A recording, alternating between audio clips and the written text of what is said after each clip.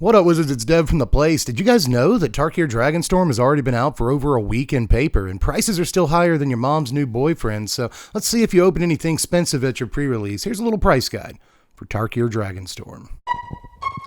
And I'm your favorite Magic Channel's favorite Magic Channel. Best believe that the professor go bananas for my deck tech. And we're back. Make sure you sub to the sandwich and drop the video a like, especially if you're related to that joke about your soon-to-be stepdad. Could be. Look, does he make her happy?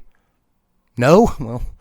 let's talk about Magic then. Take your mind off of it, because Tarkir Dragonstorm has a lot of pretty expensive cards that you might have opened and you don't even know what kind of money you got just laying around the house. You can afford a whole sack of fruit right now and you're not even aware of that. Or we could also talk about what cards I think aren't expensive enough, which is a weird thing to say, but what I mean by that is some good buys right now, which we'll also discuss in this video, which means we have so much to talk about. I want to go ahead and dive into it, starting with the absolute most expensive cards in the set, and it gets pretty wacky. With a quick disclaimer that all of these prices are current as of April 16th, 2025, when I did the research for this video. And yes, you too should be a YouTuber, because then you get to just spend all day looking at Magic cards and call it research. So now that that's done, there's 3 really expensive cards in the set that I feel like I have to bring up, plus a 4th little surprise guest card that we'll get to after we're done talking about the really good stuff. But I guess number 3 here, if we're calling it that, is Elspeth Stormslayer here in the Showcase Halo foil. She's looking... all right, I don't know. Some people probably like the aesthetic of this card. I think it's fine. But either way, this is going to cost you around $300 right now. And that's after its price has fallen through the floor in the last few days. And I think she's got like some ways to fall from here even. But she's been holding pretty steady for the last couple of days at around $300, which I would never pay for. And you probably wouldn't either. But just in case you've already opened it, go get your $300, girl. That's like almost 2/3 of the Lego Lord of the Rings sets that they just put out. And not telling you how to spend your money, but those Lego Lord of the Rings sets are like really, really fire. But either way, $300 is a lot to pay for a lady. But there's 2 more expensive cards in the set somehow, because Ugin Showcase Halo foil is around $500 at the moment too. I'm not telling you how to spend your money, but you could have a rectangle of cardboard that says $500 on it in theoretical dollars, or you could sell that and maybe get like a set of tires. I don't know. Again, priorities is all I'm saying. You know, if I were going to sell either one of these first 2 cards, I would do that and then also purchase like a normal version of the card. You know, you can get Ugin for like, I don't know, it's like $50 or something like that right now. I guess we'll talk about that later. I've just spoiled it. But one way or the other, you could buy an Ugin for 1/10 the price of what this costs and then just use the other $450 to, you know, go to the beach. I don't know. Sometimes you got to enjoy yourself is all I'm saying. And even then, when you get back from the beach, you'll still have like $200 and something. And that means you can buy like 5 or 6 items from the grocery store. But there is one more expensive card in this set. Actually, it's way more expensive than all the other ones. And that's because it's kind of not fair, right? This is a serialized card, and I guess I could have brought up the serialized versions of both Ugin and Elspeth, whatever, right? But there is one card that stands above all other cards in this set in terms of price, and that's because it's got MOX as part of its name. It's Mox Jasper over here, as you might suspect. This thing, serialized, will cost anywhere between $2,700 and $5,000 American dollars. Is it worth that? I'm pretty sure you could get like an actual Moxen from back then for around the same thing. So no, it's not worth that. And by the way, this price range is, to the best of my knowledge at least, without having seen any of the important numbers in the wild, right? Like 1, 420, 69, like meme numbers and stuff like that have not yet popped up for this card. And I imagine they'll be like twice as expensive once those go on sale, because people like funny number. But either way, 27 to 5,000 is what this is listed at on TCG Player right now. It doesn't even have like a median price, at least when I researched it, because like very few sellers actually have one, and the ones that do want a down payment on a house for it. So, you know, it's really expensive. If you have one, then you should, it's like winning a game show. You know, it's like you won a day of Jeopardy or Wheel of Fortune or something. Maybe do something wise with that money. Not owning a Mox Jasper. I think that there's several thousand things more wise than owning a Mox Jasper. But like I said, there's kind of a surprise card in this like super expensive category, and it's not like $5,000 or anything. That's wow. But it is $125 right now to get the Showcase Halo foil of Clarion Conqueror. Now, this card is actually not super expensive from the main set right now. You get it for a couple of bucks or whatever. But for some reason in Showcase Halo, it's, I was going to say $1 billion.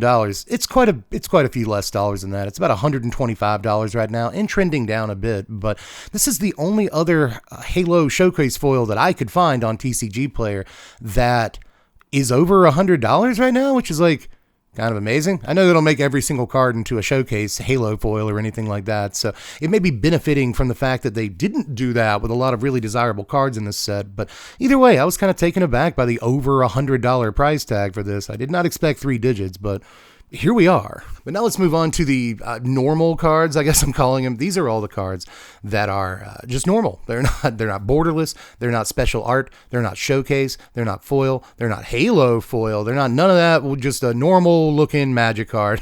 This is how much they're worth. We're going to look at every single card in the set that's worth $10 or more. And oddly enough, that's like exactly 10 cards. So a little top 10 list. Let's go, ladies and gentlemen. Number 10, I guess, is Better Kin to All, which you can get for around $10 right now. This is actually one of the fastest selling cards in the set, according to an article that just came out this morning on TCG Player. And it's one of the more important or most built commanders in the set, according to EDH Rec as well. So a lot of people are having fun with Better. We all like Toughness Matters stuff. I like big butts, cannot lie, meme's funny, but one way or the other, I can see why this is not only selling like hotcakes, but it also holds the price of hotcakes. If you go to IHOP, they're really expensive at IHOP. So again, you either get a plate of pancakes or you get this guy. And in this case, I actually think this guy's the better buy. But next is Mistrise Village, which is closer to $11 than Better, so I'll give it the slot. This has been really important in Commander. A lot of people are ordering it for their blue Commander decks, but apart from that, it's also kind of shown up from time to time in like show and tell decks in Legacy. Like it's kind of just popping up. So, a lot of people want this card and I really don't blame them. Have you read the card? So $11 for this. And again, I think that's better than a meal, but don't skip meals. I really shouldn't be using meals as an example here. Either way, everything at the gas station costs like $11, especially gas per gallon. It's ridiculous. One way or the other, you could probably spend $11 a lot more stupidly than this is all I'm saying. Next is Voice of Victory, which is pushing about $11.50 right now. Still a pretty popular card, although it too has dropped a good bit. As again, I should point out all cards are going to do that once the set comes out in paper, but this was really close to like $23, I think, at some point. And last I checked it before the next drop, it was around $16. So we're settling in now, and I think this is probably going to be the price of the card for a second. That's because it's seeing a lot of play in Commander, and it's seeing play in Standard, and even some Pioneer and Modern play. So again, this is one of those that a lot of different kinds of players want, and it's easy to see why, especially that last line of text. Being able to just like play your turn is amazing. So if you want that kind of peace of mind, I think that there's probably way more expensive ways of getting it. So this is a good buy. But next we're going to take a little bit of a jump here because we're looking at a card that's actually, it's got the valley going on in its price graph, like a lot of cards will drop once the set comes out. But then if they see more play than we expect them to, they'll jump right back up. And that is the case with Corey Steel Cutter here, which is pushing a nice $15 right now. It's kind of a lot for a little 2-mana artifact, but again, easy to see why this one has taken off. It's seeing play in all the same formats I just mentioned. I don't know about Commander, but you probably should play it in Commander. It's like really, it's such a good card. You fill your board with boys, but either way, this is seeing like all the play in the world in Standard and is even bleeding into Pioneer a good bit. And as far as Standard goes, back to that format, it has formed the shell for like 3 new decks in this format. So again, it makes perfect sense why this thing is pushing back up and that graph is becoming even more of a valley by the day. Next is the only reprint on the list, but I guess that's not fair because there weren't like that many reprints in the set, but it's Craterhoof Behemoth for $16. Do you guys understand how kind of great that is? Craterhoof has been like $35 for the last, since it was released. Sometimes it would push much, much higher than that even, depending on how many printings it had and how long it's been out of print and all that. It's just kind of tough to get your hands on a Craterhoof, and most of my Magic playing life since the card came out, it's been at least $30+ to grab this card. So a half price, that's like Dave & Buster's on a Wednesday, half price gaming right there, baby. Just Craterhoof Behemoth is an amazing card to add to your Commander collection. It goes in a bunch of different stuff, and you can even have some fun with it in Standard, but this is one of those, like, if it weren't on this list that we're doing right now, it would be on the Best Buys list, even at $16, because again, we're paying half hot price for Craterhoofs. Like, 2025 ain't so bad, but yeah, it is. It kind of is, but it's just $16 Craterhoof. That's all right. Next is Draco Genesis at $18.50, all because of Commander. This time around, at least. Not every single card in the set is pushing the price it is strictly because of Commander play, but more so than a lot of cards. This one is for sure. Funny enough, I don't think this is going to go down past $18.50 or at least too far past 1850. You know what I mean? I could easily see this being somewhere between a $15 and $20 card for a lot of its lifespan. And once the set is out of standard, if they're slow about reprinting it, I imagine it'll start kind of slowly eking up. So if you've got it, maybe hold on to this one, especially if you're a Commander player. Only if you're a Commander player. But either way, let's move on to number 2 here, I guess, which is Elspeth. Right there. We've already talked about this card. Like I said, I would get a normal one instead of the Showcase Halo foil. And if you sold the Showcase Halo foil, you'd still have $250 left. Who knows what you could do with that? Not as much as you'd like to in this economy, but still, $250. I'll take it, right? But either way, that's the difference between the two cards' prices. And this is a good card to own. Don't get me wrong. You know, if you do want to play some Commander or Standard or Pioneer or almost any format of Magic the Gathering, you probably find a way to work this old lady in. And I would not be upset with you. So, you know, I'm not sure that $40 is exactly what you want to pay for Magic cards, but just like cards like Anointed Procession and stuff, you know, I don't really see this going too much farther down than it is right now. And hell, Anointed Procession has shot up from like a $40 to a $65 or whatever it is now just over the last year or so. So I would expect Elspeth to do the same, especially again once the set is out of print. But the last one is Ugin. He's $50. I said that earlier, so again, I kind of spoiled it for you, but you knew this going in. But Ugin is not only the most expensive normal card in the set, he's the most expensive card by a good bit. You know, like even when Elspeth was $50, Ugin was $70. So, you know, again, the card's going down a good bit as the season goes on here. It's only been a week, and we've already lost a fair percentage of our starting values. So I'm not sure if this one's going to keep going down. It very well may. But that said, if you've got it, I would probably hold on to it just because it's a really fun Magic card to own.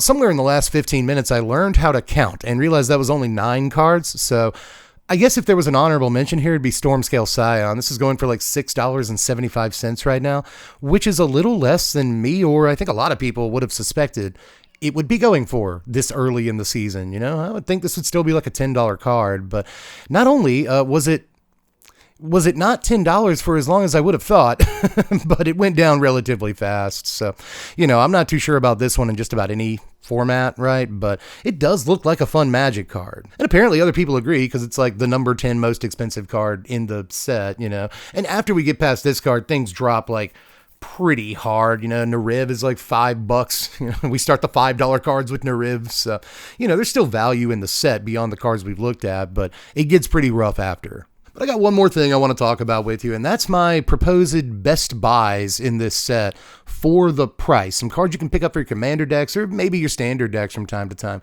that I think would be really powerful, really fun, and in some ways I think are kind of underpriced for what they're doing right now. I've got 6 of these in total, so I guess we'll call it a top 5 and an honorable mention. I might be addicted to lists, but either way, my honorable mention is going to be Shocking Sharpshooter here, 25 cents. And the reason I think that's important is because cards like it, like Impact Trimmers, are like $253 right now. And Corpse Knight, another card that's somewhat similar to this, even though Corpse Knight says each, and Shocking Sharpshooter says target, and that is a massive difference in Commander, but still worth pointing out that Corpse Knight is like a $2.50 card as well. So Commander players love stuff like this, and now we've got this, we've got Impact Tremor, Shocking Sharpshooter, and a bunch of other cards like, you know, Pandemonium, Warstorm Surge, Terror of the Peaks. You know, there's just a ton of cards in red like this nowadays, and so I just really like the redundancy, and I wouldn't be surprised if a bunch of Commander decks tried to pick it up. So 25 cents I think is a steal for this, especially considering you can order a playset for your Standard deck and just have fun with some budget stuff. But my actual number 5 is Tersa Light Shatter here. This is 70 cents right now, a value I'm fairly convinced it'll hold because it goes in a ton of Standard decks. Maybe not as many as Corey Steelcutter, but maybe as many as Corey Steelcutter. I don't know why this isn't $15 right now. It's a red rare. What's going on? This is an Azorius Oculus.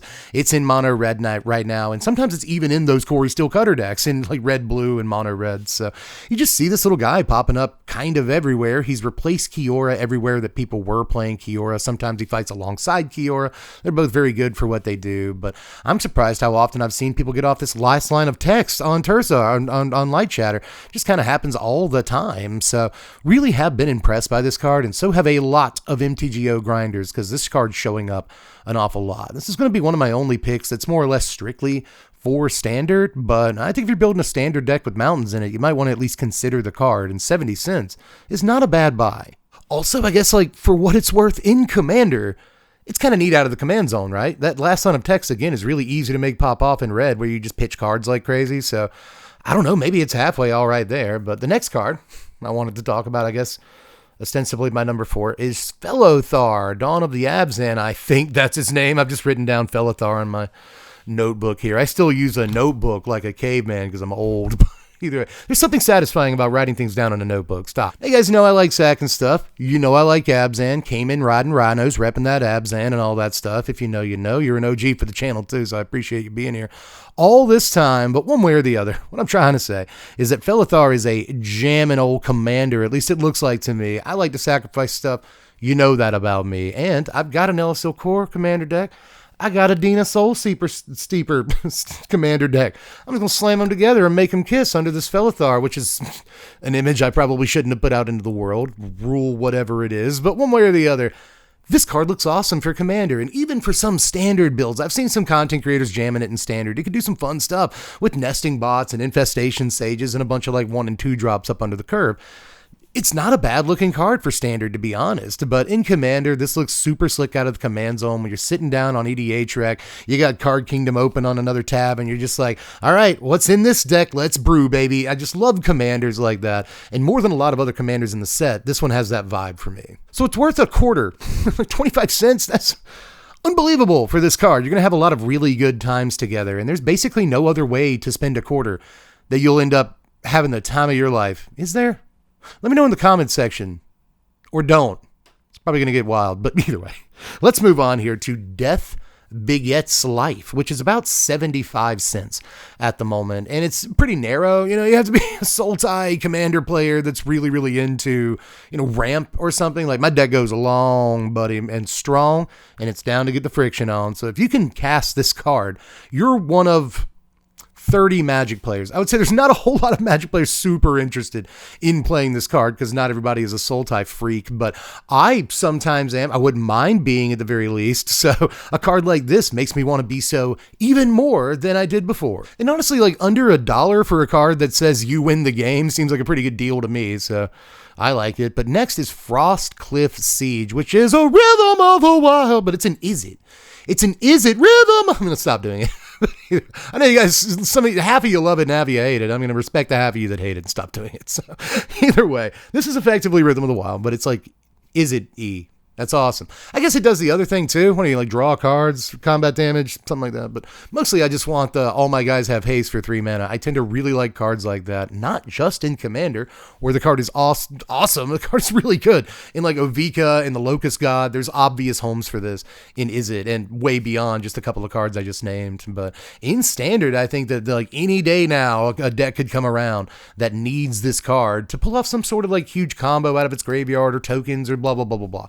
It's just really, really helpful to have a nice, like, everybody has haste effect, plus like a little, you know, little extra boost beyond that. Like altogether, the card is incredible. And it too is one of the best selling cards of the first week of the set being available in paper. So how it's still only 75 cents, given how many Commander players are buying this card right now, I have no idea, but you should probably take advantage of that if you don't have a copy yet. But my best buy in the entire set is a bit narrow. Again, just like Death Biget's Life, I have to admit it.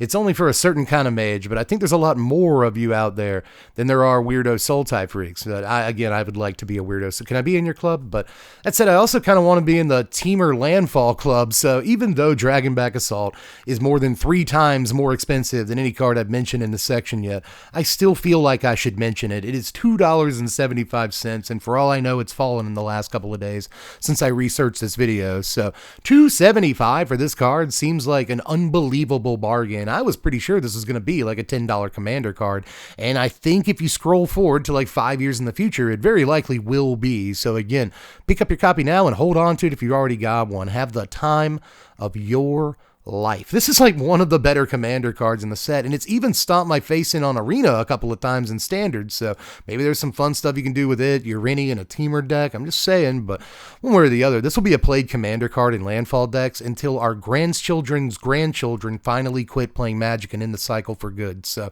I would probably pick it up for $3. And there you have it, y'all. Might not be Beckett, it might not be Scry, and it might not even be Inquest, although I miss Inquest every day, so that's why I do videos like this, you know?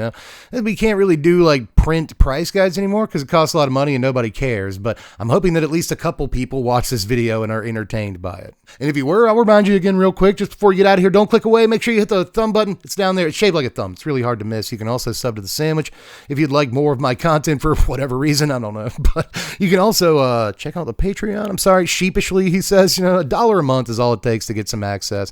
And with that $1 a month, you'll earn the right to vote on what deck techs and stuff we do around here, which, you don't really get a whole lot of opportunities at Power nowadays, and I'm offering you a tiny slice of Power for just $1 a month. I hope you'll take me up on it, and it really helps the channel out a lot.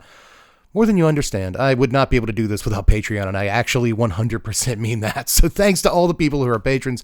If you're considering become one, you're awesome too. But either way, just as long as you're still here, I appreciate that. Watch time's important, and honestly, I like that you watch my videos. I'll be a little vain for a second, but either way, I've been Deb from the place. Let me know how you felt about the whole thing down there in the comments section, and I will catch y'all later. I am Deb from the place. I've already said that. I had to start up my into the video thing. Thanks for watching, Wizards. Spread love and be kind.